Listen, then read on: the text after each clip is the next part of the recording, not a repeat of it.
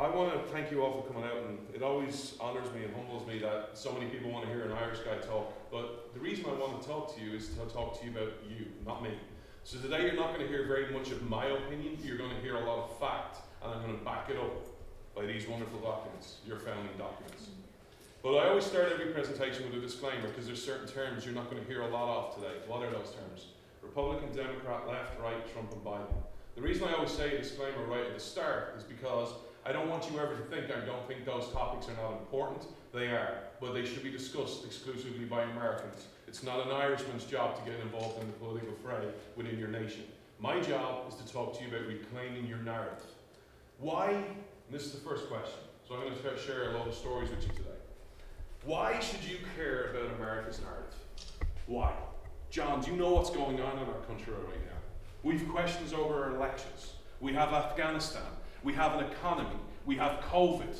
We have inflation.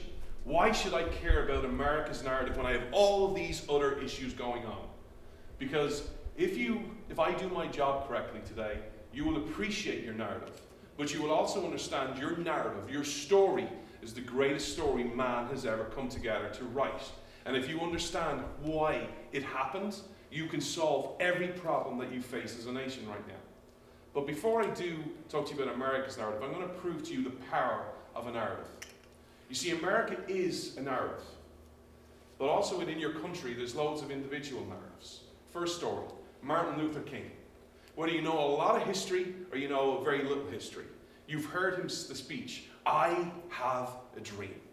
Simple, elegant narrative. But just to show you, to really emphasize the point of how narrative is, when was the last time you heard Martin Luther King be given his full title? When was the last time you heard him been said, the Reverend Dr. Martin Luther King? The Reverend has been dropped by most parts of society. Why is that? Because they want to strip his legacy. But what did he do when he said, I have a dream? The power of a narrative was, this is a gentleman who had every reason to hate America, who had every reason to say America's racist, it's vile, it's evil. You know all the rhetoric that you hear in 2021? He was beaten up, he was assaulted, he was spit on, he faced the Klan, he had death threats. He even had a reason to hate your country because he went to his own government and said, hey, this is who I am, I fear for my safety, I want to apply for a permit to my God-given amendment, Second Amendment rights to protect myself. And a wonderful American organization called the FBI said no and denied it on the grounds for his own safety. This is a guy who had everything to hate America, but he didn't. Go listen to his speeches. He spoke about America's founding fathers eloquently. He said they wrote a check, and it's about time Americans came together and cashed that check. The proof that that narrative worked was a stat that no one will ever tell you in the media today. 33%. What does that stat represent? That stat represents the amount of people who turned up to that day to Washington, D.C. via Greyhound bus or some other transportation to listen to that black pastor speak about civil rights were white. Why? Because it wasn't a black message, it wasn't a white message, it was an American message, and it unified your country. No one will ever tell you that in the media. But the second story to really emphasize the point, and this is a personal story close to me. 6 words changed the way Europe lived. And it was said by one of your last greatest presidents, in the all-time of your history, probably the top 5, Ronald Reagan. 6 words. Mr. President, tear down this wall. Simple, principled, elegant narrative that anyone can understand. But here's where you also need to understand the second important part of narrative, is you have to be principled. That Ronald Reagan story, no one knows, or very few people today know the backstory. That sentence was nearly consigned to history. Why? Ronald Reagan, contrary to popular belief with politicians today, where they don't write their own speeches, Ronald Reagan did. Today, politicians don't write their own speeches. They have speech writers, they poll test their words, they test what sounds good to the people, and then that gets put into the speech. Ronald Reagan wrote all his own major speeches. And he put in the line, Mr. President, tear down this wall. What happened? The State Department said, Mr. President, you can't say these words. You don't understand the ramifications. He said, I'm president, put them in anyway. It goes back and forth, and it's put them in, take them out, put them in. On the very day he's in the motorcade driving to give the speech, and he's looking over the final draft, and the words are not there. And then he has another exchange with General Colin Powell. He says, General, where are the words? Where is the line? He said, Mr. President, Please don't say that. Trust your generals. Trust us. We know more than you. You cannot say it. He ad-libbed it on the day. But to show you the power of that narrative, Mr. President, tear down this wall. And the wall fell. And look at how many Europeans, look at how many Russians, look at how many other parts of the world benefited from that. Narrative works. So what is America's narrative? I could talk to you all day long about how great your country is. That was a campaign slogan of your last president. Make America great again. I can talk to you all day long why your country's great. I had the honour of travelling here as a 7 or 8-year-old boy. Fell in love at first sight. I travelled to Clearwater, Florida. I could talk to you about all day long why your country's great. I could talk to you about your weather. I could talk to you about how optimistic your people usually are. I could talk to you about the military. You know, I struggle to speak English at times. Imagine me giving this presentation today in German. It wouldn't be fun. Why do I not have to speak in German? Because of the American military. I can talk to you about your innovation, your economy. Just take a look around at how spoiled we are in 2021. Look at the comforts we have. Air conditioning, indoor plumbing. You all had food earlier on. I'm guessing you had a large selection of wonderful food that I sadly missed out on. Because I'm clearly, I'm peckish. I need to put on a few pounds, right? But look at all the things we have that we just take for granted. Electricity. We switch a button. That's in the history of the world. If you're Christian, you think the world is around 6,000 years old. That hasn't been existed for a vast majority of the 6,000 years. It's still a recent phenomenon. Why did that happen? Because of an idea called America. I don't want to make your country great again. I want to make your country exceptional again. And this is where I talk to you about why you are an exceptional nation. And this is not my opinion, this is fact. Whether you like what I say or dislike what I say, you cannot dispute the fact that there is no other equal to America on these grounds. So the first three. The battle of the day. If you listen to the media and you listen to politicians, they'll tell you it's left versus right, Republican versus Democrat, liberal versus conservatives. These are only mere battles. America is built on principles much higher than this little battle. It's built on a war. What is it built on? You see, every other nation in the history of the world based their laws on man, based their laws on popular opinion, based their laws on democracy, based their laws on what they thought was feasible. And they can change just like that. America is the only country in the history of the world that built their laws not on democracy, not on populism, not on what could happen at an election ballot, but based their laws on the principles of eternal principles called nature's law and nature's God. They're consistent. They never change. They're never up for grabs. Now I bring you back to narrative. You all stood a few minutes ago before I started speaking and said the Pledge of Allegiance. What did you pledge to be? A constitutional republic? Or what did they call you in the media and in politics? A democracy. Democracy is not some noble idea. Democracy sucks. America has never been a democracy, and God willing never will be. How can I say that? I'll give you opinion. Ireland. We're a proud democracy in Ireland. We're awesome. We're brilliant. For 5.5 months this year, starting on Christmas Eve of 2020, I could not go more than 3 miles from my house. Wow. I could leave for 2 reasons. One, to exercise and walk the dog. Clearly, with this physique, I'm all about my exercise and walking the dog, right? Or the second reason was to go to the store and get what the government approved as an essential supply. 2 reasons.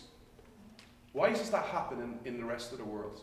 Because government can do anything. Your rights are not yours. They're from government. And they're only yours as long as they're popular. So if it no longer becomes popular for you to have a right to free speech, or a right to leave your house, or a right to go more than 3 miles from your house, guess what? It goes. If it's no longer popular because of a public health emergency, your rights go like that. In America, your government is the exact opposite. Your government is not the giver of rights, it's not the protector of rights. According to your Declaration of Independence, government's job is one thing: to protect your God-given rights. When was the last time any government official understood that and articulated that in your media, or in their politics, or in the State House, or the State Senate, or Congress? That is your sole job. Why are you becoming so much like the rest of the world? And this is where I share another story with you. And this story's meaning has changed to me over the last few months. I used to always share the story of Ben Franklin. Ben Franklin leaving Philadelphia after you signed the Constitution. And he's met by the innkeeper and he goes, the lady says to him, Mr. Franklin, sir, what have you given us? And I used to share the story, a constitutional republic, to emphasize that point, you're not a democracy. But that story has changed for me now because of what he said next. And this is where I'll ask you the first question.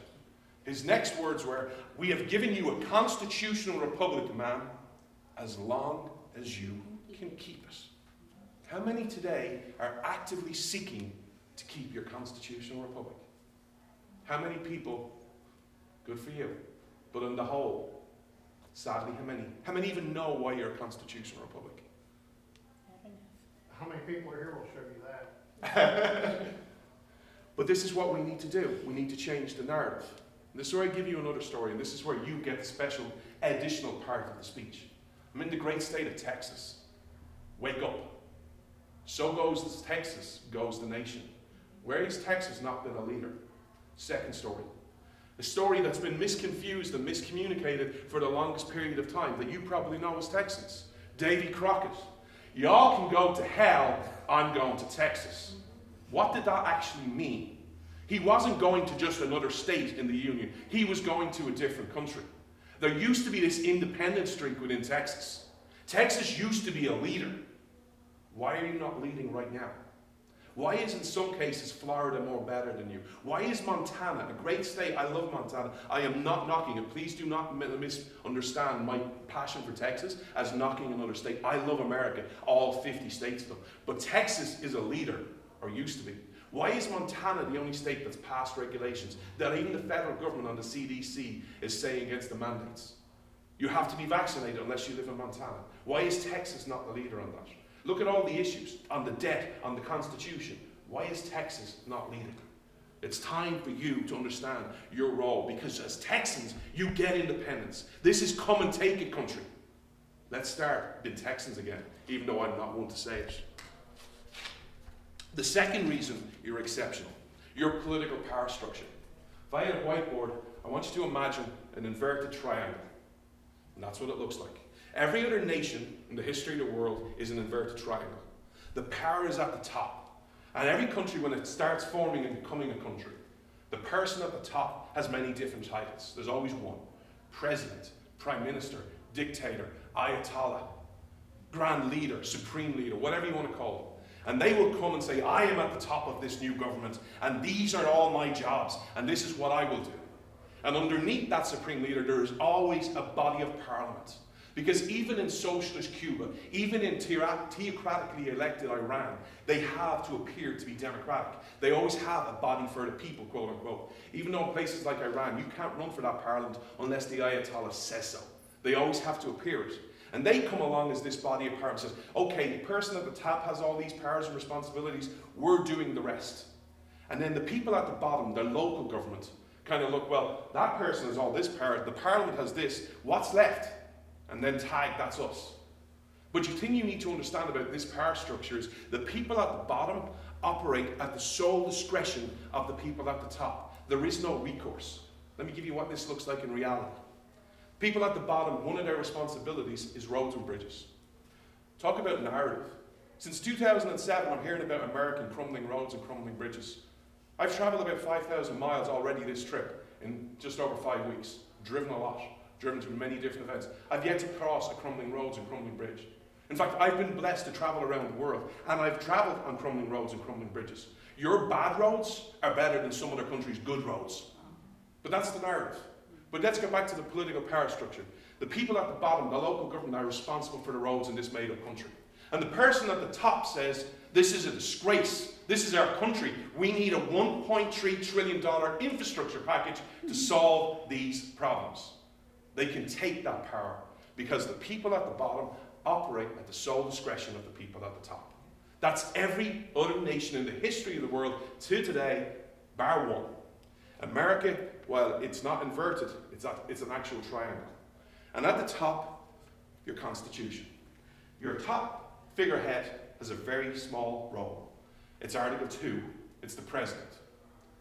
This is where I bring you back to narrative. It's become popular in your country to say, well, the President is the most powerful man in the world. Have you read Article 2? Where? Show me the clause in Article 2 that says the president has any power, let alone is the most powerful person in the world. Well, I get pushback in this. But John, the president, they're the commander-in-chief. Read the Constitution. They have to go to Congress to authorize war. But John, I see the president meeting with foreign leaders. I saw Biden meeting with the Israeli Prime Minister a couple of weeks ago, and he met with Boris Johnson. Surely they can do a treaty, right? He can negotiate some deals. Has to go to the Senate. Read your Constitution. Under that, you're like every other country. You have a body of parliament underneath it. This is Article 1. Read the Constitution. Contrary to popular belief, the way your Congress operates, it doesn't have a mandate to do anything it wants. It doesn't have undisclosed powers. America is very clear. It's not a democracy or constitutional republic. And your Congress in the House and the Senate have very clear defined roles, but they only have 18 clauses of power under Article 1, Section 8. And this is where you're different. The vast majority of the political power in your country is right at the bottom, as close to the people as possible, in federalism, in the 10th Amendment. And this is where I bring you back to narrative. How many people today call America a country? I'm guilty of it as many times as anyone else. You are not a country. The hint is in your title. You're the United States of America. You see, your government was set up to be 50 individual states, or when it was done, 13 colonies, who came together and said, we are 13 independently run colonies. The power is always here. It's just we will cede these 18 clauses of power to become one unit. But everything else is up to the states. This is where you're exceptional. Because remember in the other example where I spoke to you about other countries and the people at the bottom operate at the discretion of the people at the top? You're the exact opposite. You see, DC does not give the states power.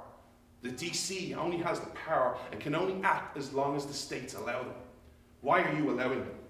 Because here's the thing. Let me give you an example of this. My first event in your country was September 9th. I don't know if you remember that day, but I could feel the tension in your nation. Because it was released early that morning, your president was going to have a 5 p.m. press conference. You could cut the tension in the air. What were Americans saying? Oh my God, what's he going to say? How's this going to affect me? And how's this going to affect my way of life? And 5 p.m. rolled around, and we all learned. If you're an employer and you have 100 employees, you must get the vaccine. What is the answer to that? You see, I hear people give the answer. Well, this is why we need a new president in 2024. That'd be nice, but that's not the answer. I hear people say, well, this is why the Republicans must regain the House and the Senate in 2022. Well, you can depend on how nice that is. I would just urge, I don't get political, but I just urge a note of caution on that, considering 11 Republicans sold your country out for $440 billion last week. Not smart. They didn't have to do that, by the way, and we can talk about that if you wish. It's not part of the presentation. But your founder's answer would be neither of those. Your founder's answer would have been, we've given you the answer. It's the Constitution. So what does that look like in reality?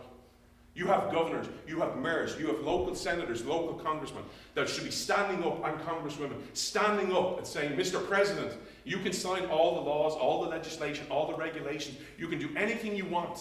When it comes to the state of Texas, it's dead on arrival. Why? Because this document here, that you call a hateful extremist document, says you have no power, you have no authority over us. When it comes to Texas, it's not going to happen. When it comes to Florida, it's not going to happen. But where are those voices? That's the problem. But that's the political power within your nation. The real power is with the people. You see, I scoff at people who laugh at America. Oh, America, it's so evil, so vile, so racist. It hates minorities. Really? Oh, we want to have this constant debate about slavery. We should talk about slavery. It's a blight on world history, not just American history, on world history. I've yet to meet the person in all my travels that says anything positive about any aspect of slavery. But here's the thing, two things. One, while you're in your country talking about slavery, you're absolutely silent on the actual sex slavery that's happening in 2021. And here's a stat that might frighten you. There are more kids in sex slavery today than in the whole combined slave trade in your nation. Yet that's not a popular narrative. But the second reason, in 2021, America is built on a principle, certain principles. First one is, you have a God-given right to pursue your happiness. Ah, what a ridiculous, archaic, horrible, evil, vile, racist thing to say. Really? Have you seen the rest of the world? In 2021, if you're born in certain parts of the country, you don't have a right to pursue your happiness.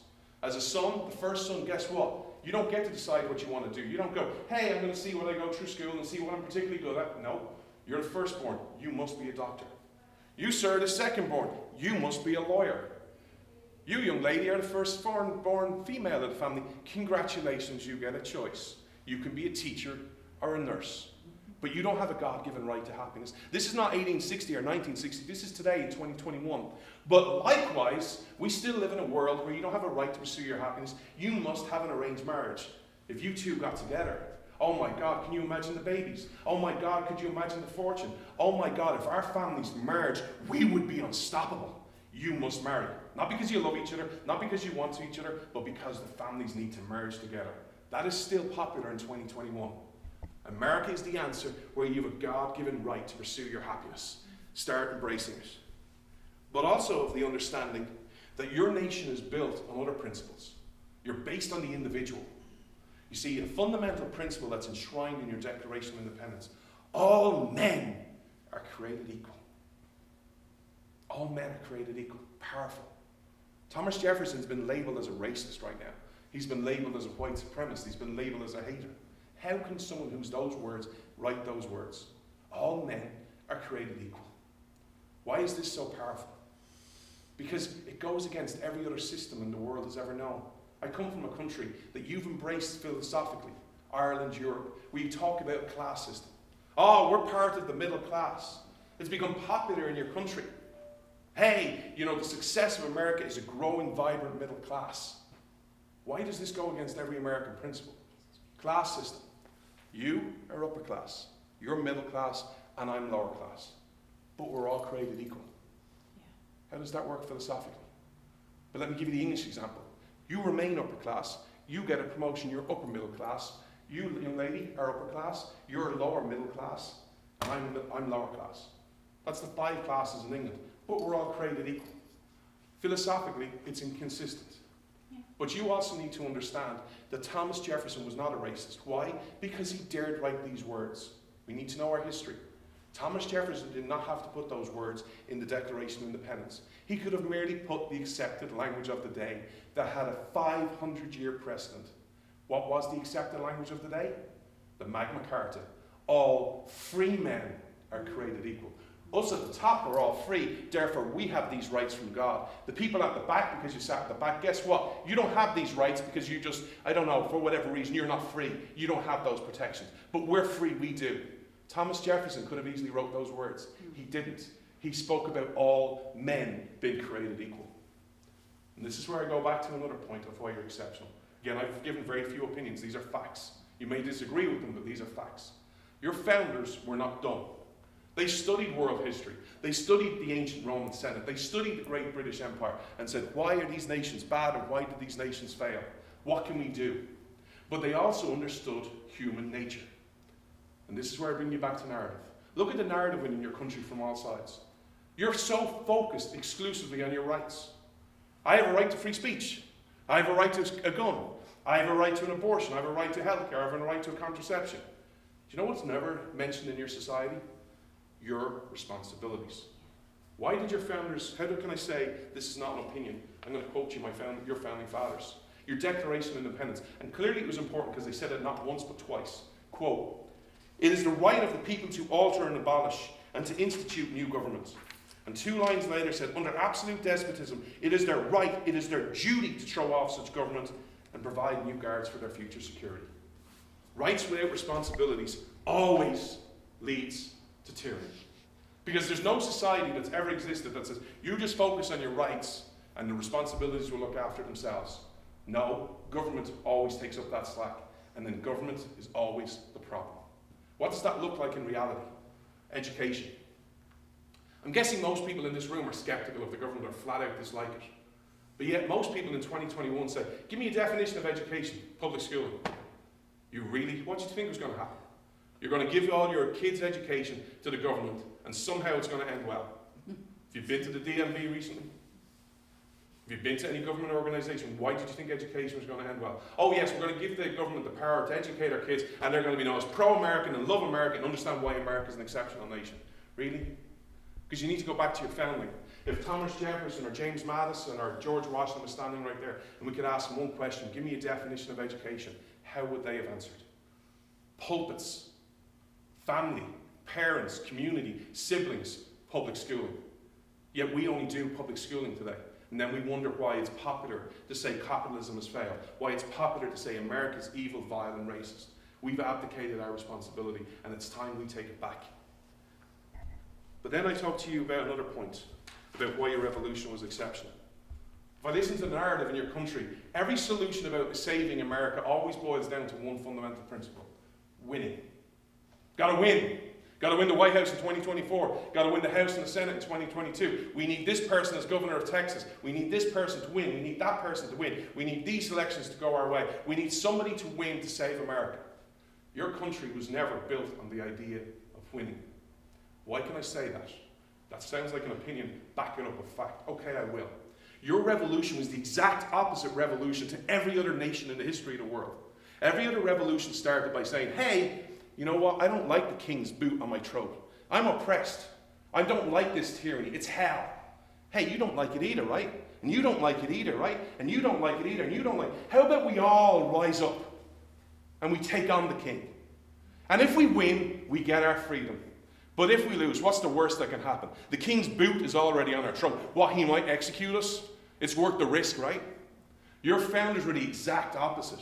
The 56 men who signed your Declaration of Independence had everything to lose and nothing to gain. They could have went to the king and petitioned and said, hey king, we're all these famous people. We're all these people with land and fortune. Give us a favourable deal. Don't oppress us that much. Don't take much of our income. We see all those American commoners and peasants. Go take your will out on them. Just leave us alone.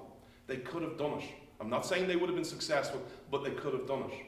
Your revolution was based on the principles of not doing winning, but doing the right thing. But I'm going to prove it to you. I want to share 3 stories about 3 of your founders. You see, I'm guilty of this as much as anyone else. We glamorize the revolution. We dramatize and make your country seem like winning was important. We talk about all the winners: George Washington, Ben Franklin, Thomas Jefferson, Thomas Paine, about how they won. These names I'm going to name off the list for you. They don't roll off the tongue so easily. In fact, most people don't know them. Francis Lewis. Francis Lewis was a businessman. If I may use the language of the day, AOC would hate him. He was a millionaire and billionaire. He made a fortune on the mercantile exchange. He signed your Declaration of Independence. What happened to him? He was arrested and all his stuff was taken. John Hart. John Hart was a farmer from New Jersey. Had loads of land, had loads of livestock, had loads of crops. He signed the Declaration of Independence. What did winning look like for him?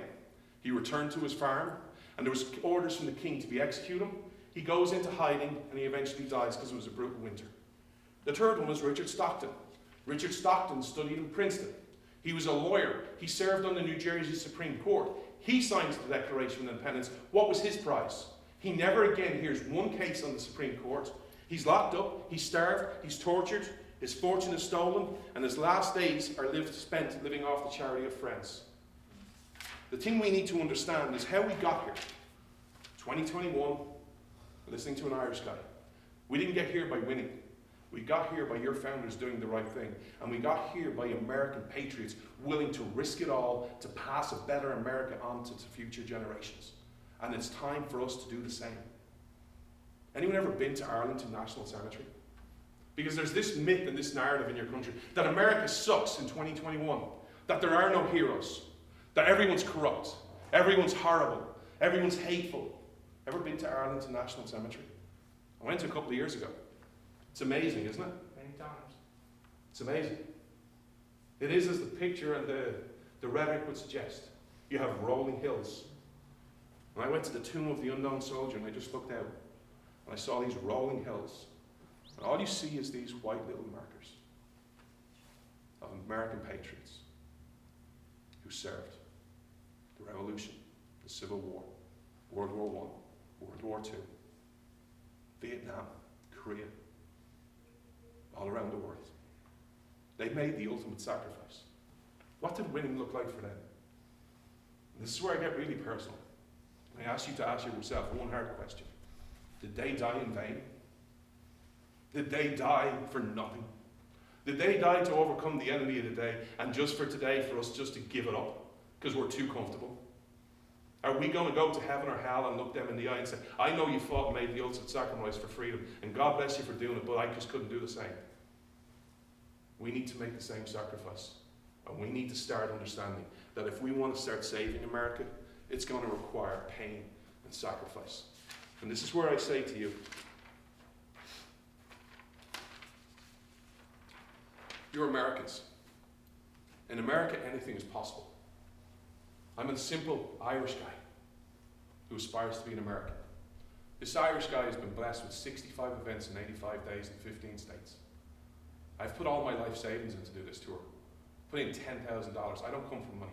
I used to have a career. Before I started speaking out, I used to be sales and business manager. I now can get a job barely above minimum wage. I'm not saying this to brag or pull on your heartstrings, but I'm saying if this Irish boy can get 65 events in 85 days to help your country, to help reclaim your narrative, imagine what you can do as an American. You're here. You have the American spirit. You need to overcome the fear that's in your country. You need to overcome the apathy. But you also need to understand that there's certain principles you need to start fighting. Because here's the last thing that made you exceptional. Your founders put a high premium on character. Character's been under assault in your culture for the longest time. I don't care what their character is once they vote the right way. Once they wear the same jersey as me, I'm okay with anything. Once they vote the right way, I'm good. You can be a complete and utter dirtbag, really. Again, I'm not going to share my opinion. I'm going to share some stories with you. First story.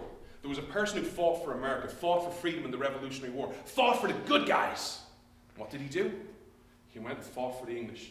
Your founders were so disgusted, so repugnant by this idea, it became a saying in their culture. And it used to be a saying until recently. Don't be a Benedict Arnold. But the second thing, the sign off of the Declaration of Independence. If you read enough of your founders' writings, you get a glimpse into their soul. How did they sign it off? We pledge to each other our lives. We knew that was important. They said it's the first right from God. We pledge to each other our fortunes. Well, we know that's important. They were, again, the millionaires and billionaires of the day. But there's only one word they signed off that said it's so important, so critical to our country that it needs to be emphasized. We pledge to each other our sacred honor. Now, before I give you some solutions, I want to share 3 stories with you. And what I want you to do is I want you to play along. I want you to visualize your favorite politician, who you think will solve all America's problems, who you think is a really good guy or girl. And as I'm sharing these 3 stories, they're interconnected, and they're all revolved around the one person. I want you to think about how you think they would act, but also how you think society would demand they would act. First story, George Washington goes off and becomes the leader of the Continental Army, goes off and fights the British. That doesn't go smooth. He engages, he loses, he retreats, he engages, he loses, he retreats. But eventually, under his leadership, under his great generals, he wins. He gives America its freedom. All of a sudden, anything is possible in America. Now think of your politician. They give you a great victory. How would they act? How many politicians do you see today who get something good and they use it as a stepping stone to higher office? How does George Washington act? He goes home. First story. Second story. It's 10 years later. It's 1787. And every one of your founders, the people who would write the Constitution, are in Philadelphia trying to organize and agree on a constitution to build your nation on a nation of laws. And they can't agree on anything. There's a lot, it's like today, there's a lot of political squabbling. They're all backing and forth and having total disagreements. They can only agree on one thing. And that one thing is Alexander Hamilton is a fool. Why was Alexander Hamilton a fool? Because he dared have the audacity in the new system of government to suggest the person at the top of your government should be called a king. They found that so disgusting. But yet look at how your presidents act now. They act like kings, right? But that's how important it was. But that's not the story. The second story is, it's in crisis. And eventually they come together and say, we're not getting anywhere. We need General George Washington. And they send a writer for him. Before I complete the story, think of your favorite politician. They're gone 10 years. You see the crisis. Are you telling me they don't have staffers on every Sunday show? They're not on CNN, MSNBC, Fox News, The Blaze going, hey, of course it's in crisis in Philadelphia. You need George Washington. In 2021 with social media, we'd probably have fancy hashtags. Hey, get George to Philly. Right? That's what we'd expect from politicians. How does he react? The rider is sent. There's a knock on the door. Mr. Washington, the Constitutional Convention is in crisis. You're needed, sir. Please come. How does your politician react? Well, of course, I just happen to be sleeping in the middle of the night in this suit, and I'm totally ready, and there just happens to be this podium with Get George to Philly, and hey, we just have a press release, and hey, there just happens to be media here. Can we all shake hands and just do that $1 million pose? You got the picture? Good, great. Now we can get on. How does George Washington react? My God, what more does my country demand of me? Third story. You get to Philadelphia. How does your politician act? Might be easy to think, well, guys, you had your opportunity. You all screwed it up. You called for me. I'm here to save the day. Let's follow my lead. How does George Washington act? Not by his own pen, but by everyone else in the room, describing consistently with 3 words. The slow, steady, silent hand that guided the Constitution to fulfillment. Now, I'm not here to take a side. Now, I'm not here to say be like George Washington, although that's a pretty good example. I'm not here to knock modern-day politicians. I'm just here to highlight these 3 stories to say, what do you look for? What do you expect? And what does society expect? And if it's wrong, maybe consider changing back to more the old way. Solutions. In this world, addiction is a problem. We have porn addiction. We have alcohol addiction. We have gambling. We have drugs. The first thing, if you admit you have a problem, you go to the 12-step program. And the first step of the 12-step program is usually, first, you have to admit you have a problem. But I'm Irish, I'm a happy drunk, it's what I'm supposed to do. You're never going to get through rehab. You have to admit you have a problem. What's America's problem? Since 2000, and this is going back a long time, but since 2000, you've had a Republican House, a Republican Senate, and a Republican presidency. You've had a Democratic House, a Democratic Senate, and a Democratic President, and some combinations of the two. What's happened over the last 21 years? This has been violated 5, 10, 100,000, 10,000 times. It's violated on a daily basis. This is your document. This is the people's document, yet it's violated. Second problem you need to admit, despite those numerous different governments, what happens to your spending? Your spending goes up, your taxes go up, and your debt is up. Your debt's at $28.8 trillion. First, you need to admit you have a problem. And here's where I apologize if I scare anyone, but I do need to wake you up. At $28.8 trillion, you are on the verge of bankruptcy. And you have a God-given right to pursue your happiness. If you don't act and you don't wake up now, these are some of the policies that will come to you. How do I know? Because they're in Ireland. You see, socialism has changed. Most people will give a definition in America of socialism as the government owning all the means of production. Socialism in 2021 has advanced. It's no longer owning. It doesn't need to own everything. It wants to own some. It just needs to control absolutely everything. Think about these policies from Ireland. And just think about how would you pursue your happiness under these 2 policies. There are countless, but I'm just going to give you 2. The first one. Everyone's freaking out in America about gas prices. Oh my God, it's $3 a gallon. It used to be $1.80. I get that frustration, but just think about this. If Ireland tomorrow found unlimited gas and gasoline, and it could do it and mine and produce it, and it was got it for absolutely free, not government free, but legitimately free. It costs nothing. And imagine the Irish government passed a law that said every forecourt that's now going to sell this oil cannot make a cent on the oil. You can make a profit on your food, on your sandwiches, on your cigarettes, on your drinks, anything else you want. But the oil or the gasoline must be 0% profit. What is the cheapest gasoline can be in Ireland? $5 a gallon because of taxation. It's currently about $8.50 a gallon. How do you pursue your happiness at $8.50 a gallon? Can you imagine if that happens in America? But that's one policy. Second policy, our income tax. Ireland loves to promote its income tax, how progressive it is. It goes on the world stage and says, this is the greatest policy in the world. What is our income tax policy? Obviously, it fluctuates with the exchange rate, but every cent you earn over $38,000 is taxed at 40%. How do you pursue your happiness when you're taxed at 40% for every cent you earn over $38,000? By the way, that's only the income tax. We also have a similar debate like you had with Obamacare. Our second tax on our income is called PRSI. What does that stand for? Pay-related social insurance. It's an insurance. It's a tax. It's an insurance. You lie. Try not pay it. It's a tax. We also have another tax on our income. But then we also have a third tax I just want to tell you real quickly about. And it's the most stupidest named tax in the world because it's the biggest lie.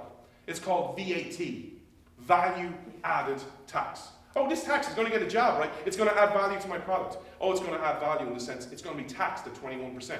So every product you buy for $1 is $1.21. That's what happens. Why does that happen? Because Ireland is a socialist nation and it doesn't believe in the God-given right to pursue your happiness. It wants to control you.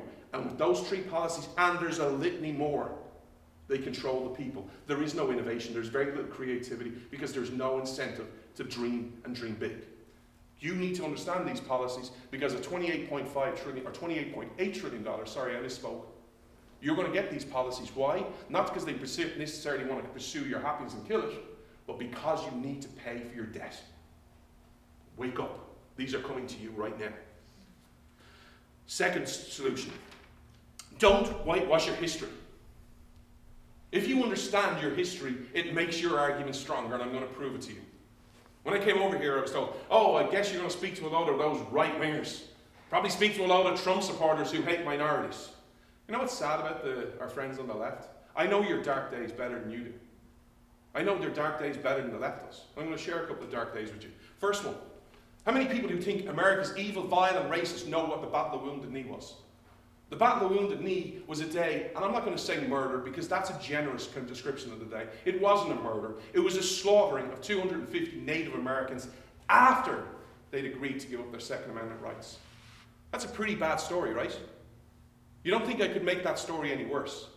You can. Because your government, not 1, not 2, not 3, not 5, not 10, not 15, awarded 20 medals of honor for what happened on that day. Second thing. Whether you like Donald Trump or hate Donald Trump, he did a really bad thing in his last term. He nominated Brett Kavanaugh as a judge. This guy should never be allowed near the Supreme Court. Spoiler alert before I tell you why. He is not a friend of the Second Amendment. Biden is coming for your Second Amendment, and do not be shocked when it reaches the Supreme Court and Brett Kavanaugh rules against you, because that's likely on his track record what he'll do. He might have changed, but there's a chance he hasn't. But why was he a bad justice? Because he falls in line with the average American view of the Supreme Court. In an interview, he famously said, the Supreme Court is the crown jewel of the Constitution. It's not, it's Article 3. But why is that a problem? Because you need to wake up and understand, your Supreme Court is not good. It's not noble, it's not just, it's not fair, and it does not belong on the good side of history. This is my first opinion of the day, that's actually my opinion. When history is written about the world, your Supreme Court belongs in the same breath as Hitler, Stalin, Lenin, Mao, Pol Pot, and every other despot that is known in the world history. And I'm going to prove it to you. I could talk to you about Roe versus Wade. I could talk to you about Brown versus Board of Education. I could talk to you about Dred Scott. But I'm going to share 2 other stories with you. You know the way, before I share the stories, I want to just underline this principle. You know the way today when the Supreme Court rules, you're all praying, because it's 5-4, and you're literally praying that one justice rules the right way. You know that? 5-4? Just think of that number when I'm going through these cases. First story. It's 1892. It's New Orleans, Louisiana. And a gentleman called Homer Plessy. Homer Plessy is 7/8 white and 1/8 black. What did he do that was a crime? He had the audacity to ride on the whites-only car. And it gets arrested. And the case, in a landmark case called Plessy versus Ferguson, goes all the way to the Supreme Court. It wasn't 5-4. It wasn't even 6-3. In the landmark decision of 7-2, they said Homer Plessy, that arrest was not a clear violation of his 14th Amendment rights.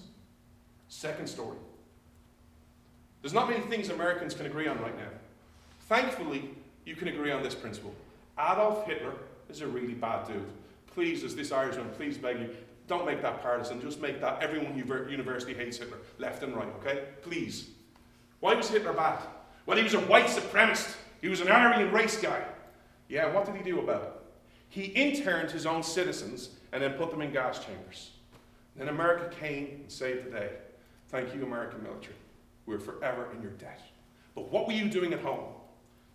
Remember this document? The president has no power. Executive Order 9066, a number that should never leave your history. Executive Order 9066 interned Japanese Americans for their own health and safety. But then it goes to the Supreme Court, again not 5-4, 6-3, in the landmark decision called Korematsu versus the United States, said it was not a clear violation of his Fifth Amendment rights. There is no crime. He's not guilty of anything, but yet it's not a clear violation to lock him up. That's your Supreme Court. Your Supreme Court is evil. And I dare say it, if everyone wants to talk about America being racist, start with the Supreme Court, because its history is racist. But why do I say this is a solution? Don't whitewash your history. Because if you know your history, you understand America's dark, evil, vile, racist days have something in common with the rest of the world's dark days. What is that? If I may quote your last great president, Ronald Reagan, government is not the answer. Government is always, always, always the problem. If you believe in freedom, understand your history, embrace it, and start sharing it. Because when you do, you see all that America's dark days usually involve government. And when government isn't the primary actor, it's not far behind. Third thing, and then I'm going to give you some stats. You want a solution to your country? Change what you seek in office. I don't care how you vote. Don't care who you vote for. A lot of the time I'm completely ignorant, especially when it comes to state politics, who the good guys and who the bad guys are.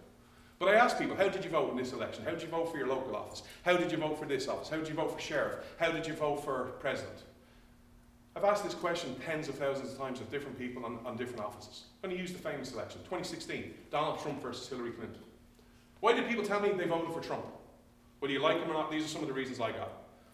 He's a businessman. America needs a businessman as president. Okay, read the Constitution, but let's pass that one by. Okay, you believe that. He's not Hillary Clinton. He's pro-life. He's for the Supreme Court. He's not a politician. He tells it how it is. I like it. Okay, these might seem like valid reasons, but here's the thing. The one answer I've never gotten out of countless races over the last 15 years is their actual job. Because what is their job? And this is where I bring you back to narrative. What is a politician's job? Contrary to popular belief by both sides, it is not to represent you, the people. It is also not to do your will. I hear this, you dare to serve me, you do what I want you to do. No, what is their job? To preserve, defend, and protect the Constitution of the United States, so help you God. How refreshing would it be if you actually had one politician, or two politicians, or 10 politicians, who said, my job is to protect the Constitution, and that is what I'm going to do with every vote. You want to start changing your country? Change what you look for. Last thing, two last things. I get you're upset. I get you're fearful, and I get you're angry. But it's time to get the shackles of your anger off. Because right now in America, I hear this. John, I'm only one person. I can't do anything. Really? Do you realize you live in America, the greatest country in the world? Do you realize you're born into a country that has a can-do spirit? Do you understand you're born into the country that anything is possible? But also, do you believe that you're born in the country where you have the most political say on your nation than any other nation in the history of the world? And I'm going to prove it to you by two things. One, how can I vote in Ireland? I'm Irish. What elections can you vote in, John? I'll use American language so you understand. I can vote for my US House representative, and I can vote for president. That's all. How can Americans vote? You can vote for president, you can vote for your congressman, you can vote for your senator, you can vote for your mayor, you can vote for your governor, you can vote for your state rep, your state senator, your school board, your sheriff, your AG, your district chairs. You have all this political power, but I'm only one person, I can't do it. Just hold on to that thought for a second. Second thing, you also have a great system that you don't take advantage of. In Ireland, let me give an example, and I'll use American names. If I'm a part of the Republican Party in Ireland, who decides who the Republican runs in my district? Is it me? No. It's Kevin McCarthy and Mitch McConnell. And like in America in 2021, Mitch McCarthy and Kevin McConnell, or Mitch McConnell and Kevin McCarthy, don't care. Sorry, they're interchangeable, they're the same person. Right. One's like a turtle, sorry. They don't care about my opinion, like they don't care about yours. In America, you have a system that says, I have a primary. If you suck at your job, I can put my name on the ballot. I may win, I may lose, but I can challenge you. In Ireland, in England, in Europe, in France, in Australia, we don't have that power. The people at the top decide, and they don't consult you. You have this power. It's time to start embracing it. And it's time to start taking it. Because here's the thing, and I'm going to give you some numbers, and I'm going to give you a couple of stories. First one. After every event, I always hang around and I love talking with people. Tulsa, Oklahoma, 2015. A mother came up to me. Said, I'm married and I have 2 kids. And I saw what was going on with Common Core. And I was disgusted. I went, great, what did you do about it? I ran for school board. Brilliant. Did you win? Yes. Wonderful. Here's the problem. Like, you won. What's the problem? When it comes to senator for the DC, when it comes to the Republican, the Democrat, and if there's a third party in her district, roughly 1 million people vote. I won my election with 125 votes. Second place got 75. Third place got 40.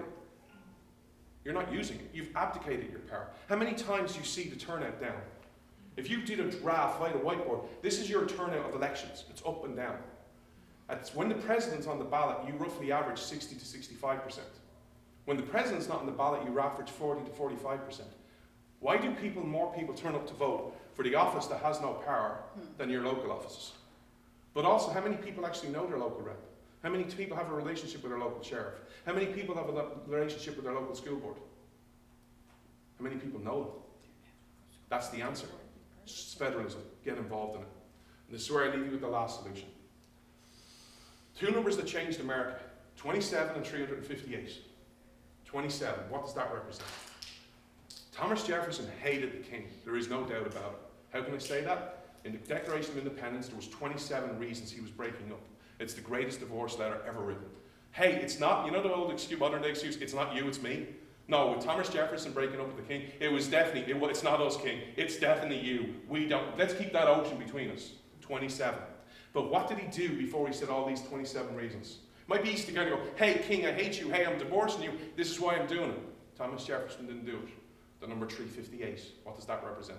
The number of things, words he said right before that. All men are created equal, endowed by the Creator with certain inalienable rights, life, liberty, and the pursuit of happiness, the role of government, and what your rights and responsibilities are.